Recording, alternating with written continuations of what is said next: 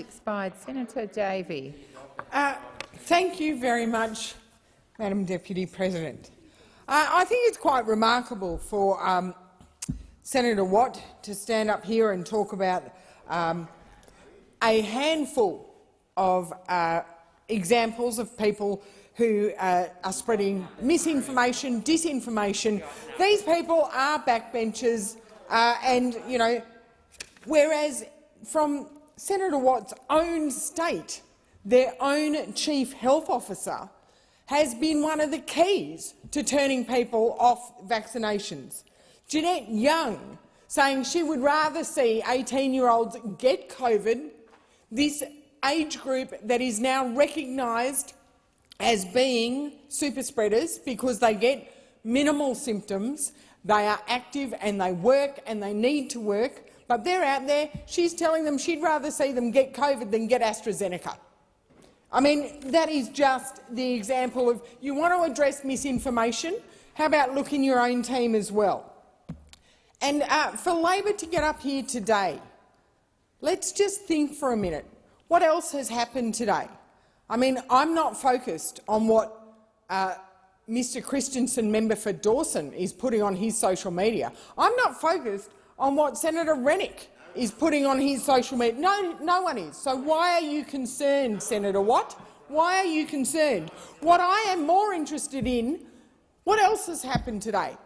We had a significant closing the gap statement this morning.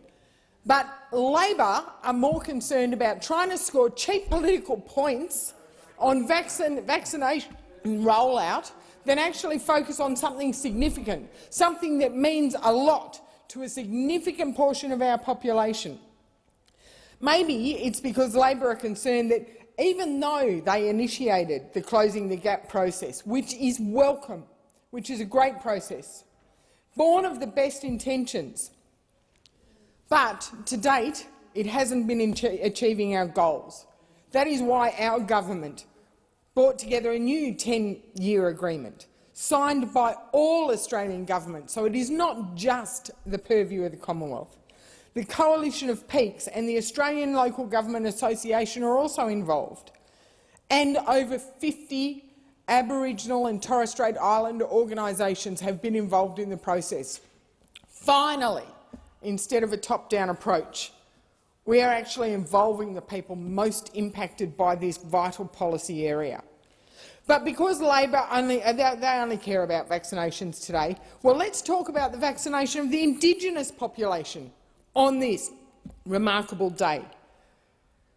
As at 4th of August, we have vaccinated over 146,000 people who identify as Aboriginal and/or Torres Strait Islanders. They've received at least one dose. That's 25% of the eligible Aboriginal and Torres Strait Islander population aged 16 and over. 11% of their population have received a second dose. And now this is quite an achievement when you consider that earlier on in the vaccination rollout, this population was one of the most vaccine-hesitant populations.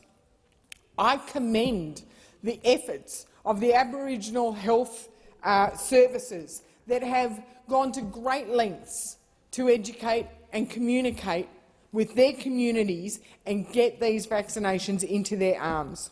I commend the work of the Royal Flying Doctor Services, who've been out and about in 88 of our most remote communities and have delivered nearly 10,000 doses of vaccination.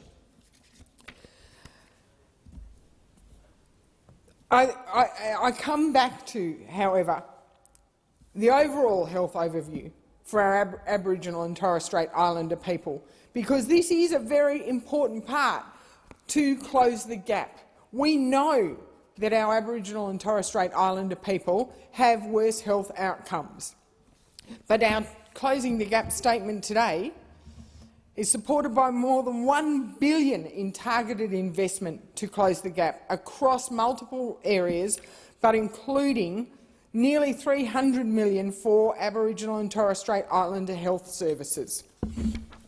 So you know, let's focus on what matters. Let's focus on what's real. Let's stop focusing on backbenchers' social media and start focusing on what matters.